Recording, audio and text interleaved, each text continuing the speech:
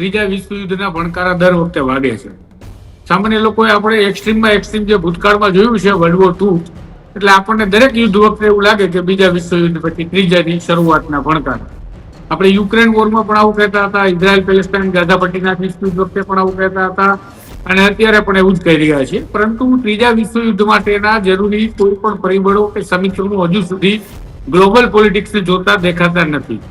વિશ્વયુદ્ધ માટે જ્યારે પાવર સેન્ટર્સની લડાઈ આવે અને એ પાવર સેન્ટર્સની લડાઈની અંદર જે સમીકરણો જોઈએ એ સમીકરણો હજુ ક્યાંય દેખાતા નથી, અને કોઈ પણ દેશને આ પ્રકારના વિશ્વયુદ્ધ પરવડે નહીં. આ તો બસ નાના મોટા કજિયા કરાવ્યા કરો અને કજિયાના આધારે આપણી સત્તા ટકાવી રાખો, એ પ્રકારના સમીકરણો છે. ટૂંકમાં કહીએ તો યુક્રેન બાદ હવે બધાની નજર ઇઝરાયલ પર હતી, અને હવે ઇઝરાયલથી નજર ઈરાન તરફ આપણે લઈ ગયા છીએ. એટલે મિડલ ઈસ્ટ હવે જે છે ફરી એક વખત વિશ્વની અંદર જે કન્ફ્લિક્ટ ઝોન કહેવાય, મિડલ ઈસ્ટ લાંબા સમયથી કન્ફ્લિક્ટ ઝોનમાં રહ્યું છે. આ પહેલા અફઘાનિસ્તાન હોય કે પછી ઈરાક હોય કે પછી ઇઝરાયલ હોય કે હવે ઈરાનની વાત હોય, મિડલ ઈસ્ટર્ન જે રીજન છે આખો એરિયા એ કન્ફ્લિક્ટની અંદર દશકોથી રહ્યો છે, એક બે દશકની આ વાત નથી.